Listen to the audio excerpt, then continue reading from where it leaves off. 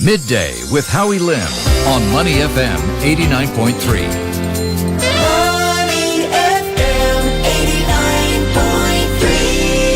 This is your midday edition on Money FM 89.3. And coming up in Career 360, as if we haven't given her enough work, Rianne Lovell-Boland, our producer, we've booted her out of the studio to go have a look at some moonlighting experience she can get, and also to look at unique jobs out there, lift the lid on some much maligned professions. Today, she'll be trying her hand at being a dog trainer. That's coming up in just a bit. Up next, our intrepid producer, Rianne Lovell-Boland, heads out to try her hand at being a dog trainer, part of Career 360. What are some of the more unique jobs out there? I mean, it's not just about lawyers and accountants and doctors, and also some much maligned professions. I mean, are accountants really boring? She finds out for us. Because big events happen every day. Oh, it's an awful day today. In the news. I am president for everyone. Real stories for real life. Said that raising taxes is not a matter of whether, but when. Money FM 89.3. Stay ahead.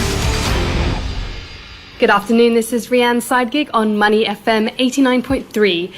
This is the show where I try my hand at more unique and lesser known jobs to see whether I'm cut out for it, or whether I should just stick to the day job. Today I'm very excited as I get to spend the day as a dog trainer. I'm here with Kevin Yeo. He's the Chief Trainer and Behaviour Consultant at Porus Dog Training Academy. We're both here at Jennifer's house with her lovely West Highland Terrier, Tammy. Okay, so Kevin, I'm very ready to become a dog trainer. What exactly does the job entail?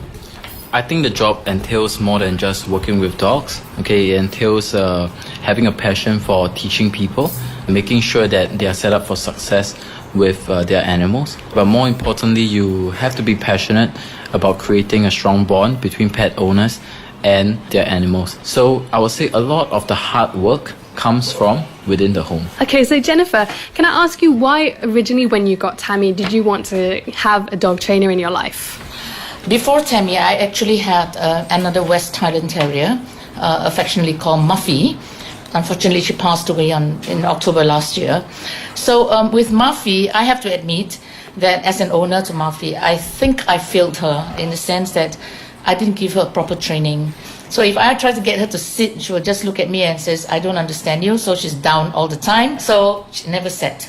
And then I had a lot of problems walking her because she pulled her leash, and times when she's tired, she doesn't tell me that, so I keep on pulling her and not knowing that she's tired. So, and I start scolding her and I say, why are you like that? Why are you giving me a hard time? I'm bringing you out. Don't give me a hard time. And she just look at me like, no, let's get real. I don't understand what you're saying. So when I got Tammy, I decided that, okay, that's it. I want a dog that's well behaved and understand what I want, and also I want to understand what she wants. I think that is very important. As a dog owner, you have to understand what your dog wants rather than trying to force them to do something which may not be comfortable for them. And for me, I have to say that I hope Muffy forgives me, but when Muffy was a puppy, she didn't build that immediate bond with me. It was maybe because I was a little bit harsh with her. I would just shout at her, no. But with Tammy, I didn't even have to shout. I just said, Tammy. And she just sit there and look at me with her adoring eyes. And that's it. I get the best behavior from her. Kevin, why did you want to become a dog trainer in the first place? I was a military working dog trainer during my national service days in the military working dog unit as part of the Singapore Armed Forces Military Police Command. As a military policeman, I was designated as a narcotics detection handler. So I train narcotics detection dogs. Whenever we screen returning servicemen coming from operations overseas or pilot trainees, we typically would smell their bags to see if there's any form of narcotics in them, and our well-trained canine buddies would do it for us. So that started all the way about 8 years back in 2010. For the 2 years from 2010 to 2012, we had a really good time working with my narcotic detection dog, AE. So I really missed him. He's still working in the unit, but thankfully as a retired dog because he's about 15 years now. After that, we went to college. During college, I just decided a bread and butter job was just not for me. I like to go out and I like to talk to people, but more importantly, I wanted to blend my passion of working with animals and also educating people about something that I love. And that's how I became a dog trainer. And what did your parents think when you said, right, I'm going to become a dog trainer and that's going to be my career? Okay, putting stereotypes aside, right? I think that the traditional Singapore mindset is still go to college, get a degree, go and work in a proper job that pays you a proper salary, okay, and then climb up from there, right? Of course, my parents were no different, but I'm fully empathetic of what my parents think, because I think our parents came from really tough times. They came from times where Singapore was not developed at all, and they knew that getting a proper education was what could give them a reasonable chance at success. Okay, so I get where they're coming from, but they definitely are not exactly proving of me becoming a dog trainer. But I think change has to come from inside. So if I show them results and I show them that I have happy clients like Jennifer, right, and other people are saying good things about me, then I think that slowly they will start to change their perspective of what a dog trainer actually is. Can I ask you, Kevin, why do people use your services to begin with? So the main reason why people get me is because they want to teach their dog to move away from typical associations of a dog trainer.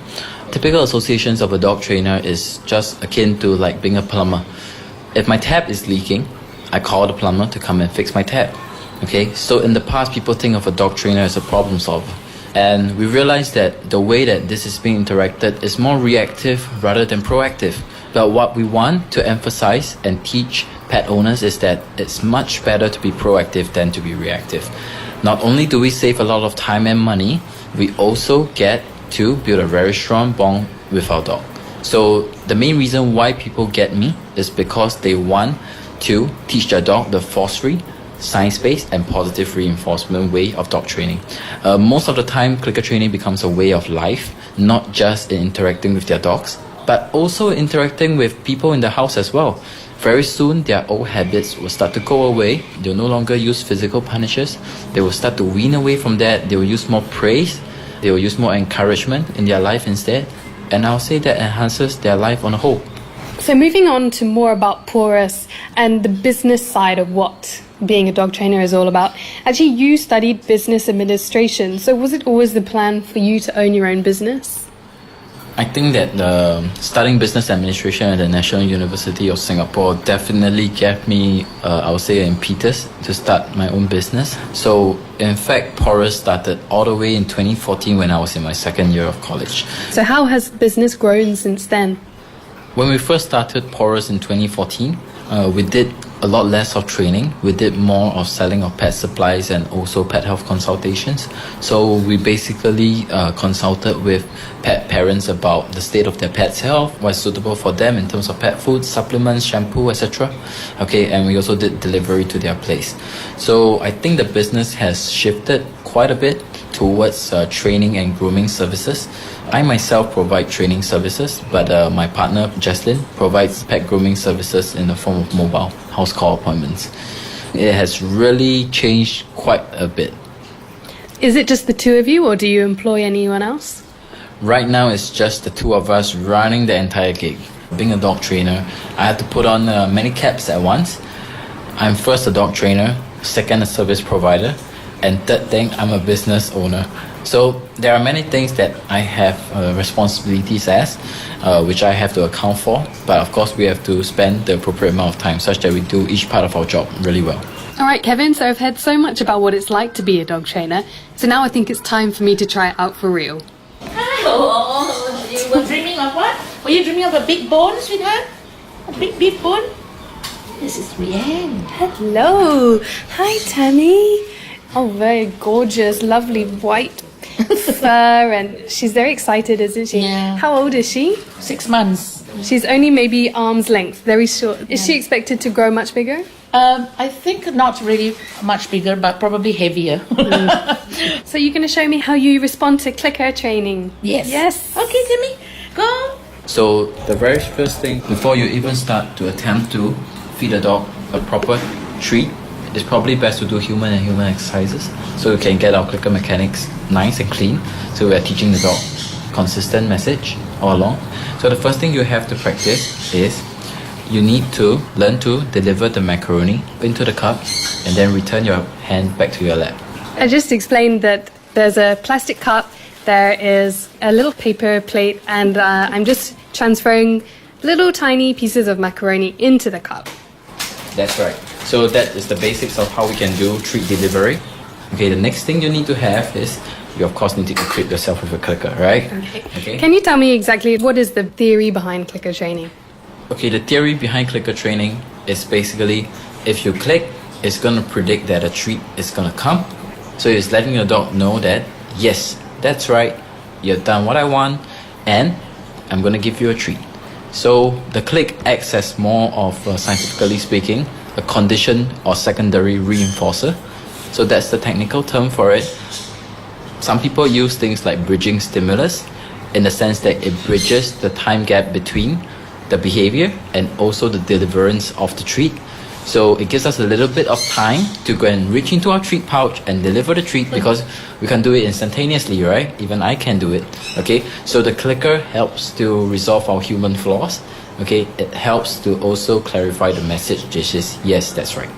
Okay, so just to describe the clicker, it's just a little elastic which you put around your hand, which I'm going to do right now. And it literally has a little button which, when you click, makes this noise. Right now you need to learn to put it all together. Okay, Okay, remember, this is the stomach of the dog. the cup. Yes, this Yeah. is the stomach of the dog. This is your treat pouch. Okay, I want you to put your hand flat on the table. Okay, Your hand is not going to move until after the click. so I click and then And start. then move. But Alright. important is your hand, after delivering to the dog, you got to come back to the starting position. And This why is your- that? It's important because if we do not return back to the starting position, for example, if we put our hand in the treat pouch all the time, all we're gonna do is distract the dog.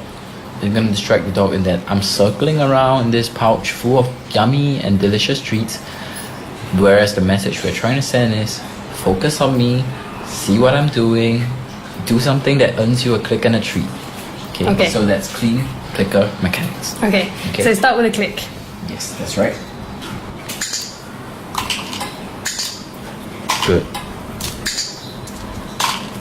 Well done. I think you're ready to move on to the big boys. Okay. Now let's put all this macaroni aside. All right. Okay, and let's get ready with training a real dog. Okay, I can already see Tammy looking expectantly at the clicker.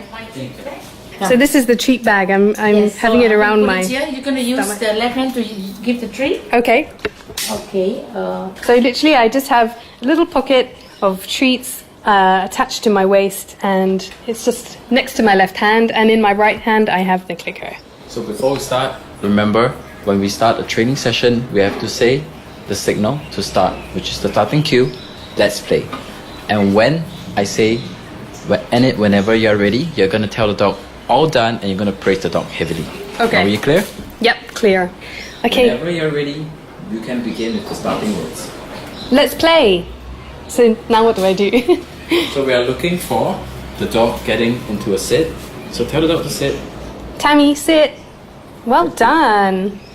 Okay. Wait for the dog to get up again. Okay. Whenever tell the dog to sit, the dog sits. You're gonna click the instant she sits, and you're gonna give a treat from your treat bag. Tammy, sit. Good girl. There you go. I think she enjoyed that. Tammy, sit. Oh, wow, well done. She sat even before I said sit that time. End it whenever you're ready. What do I have to say exactly? Bring her for another repetition. Tell her to sit. Give her a click and a treat, and tell her all done. Okay. Okay. Tammy, sit. Good girl. Well done. Well done. All done. All Hannah. done. Well All done. done. Good girl. Oh, she's up on her hind legs now. Yeah. So how do you think I did as a dog trainer? Oh, I think you did really well. I think that there are a lot of things that is really good. You gave the dog a cue, which is to sit. The dog placed the bum on the floor the instant she did that. You gave it a click and a treat. Okay, and Tammy's so happy to see you. Thank you for having us. Thank you. Actually, the most interesting thing for me was remembering to give the click. I think that you're so focused on Tammy, and sometimes you're trying to remember to do the click. Oh yes, I have to do that. But yeah, it obviously works, because even after saying Tammy a few times, then she just sat naturally. So that's fantastic. So that's the reason why we do human to human only exercises, because if you do a small mistake with just a few pieces of macaroni and a paper cup, well, no harm's done, right? Because macaroni in a cup doesn't do feedback to us, but the dog's gonna give us active feedback. So we want to click on time, we want to deliver it fast, and we want to make sure we give them the proper cue. So once we are prepped ourselves to teach the dog the right thing, and we are sure of what we want to teach, then the dog will be set up for success. Thank you so much to Kevin, who is a chief trainer and behaviour consultant at Porus Dog Training Academy, and also Jennifer and Tammy for letting me in on their session. I've learned that it's all about bonding with your dog and not just obedience training, and letting them find the manners to play, but in a respectful way. And I think it's fair to say that even the click training had such an impact on Tammy when I was using it. She doesn't know me at all, so she doesn't have a bond, but it really works. So I'm really happy that I got to experience being a dog trainer. You've been listening to Rianne's Side Gig on Money FM 89.3. Fresh sounds on Money FM 89.3.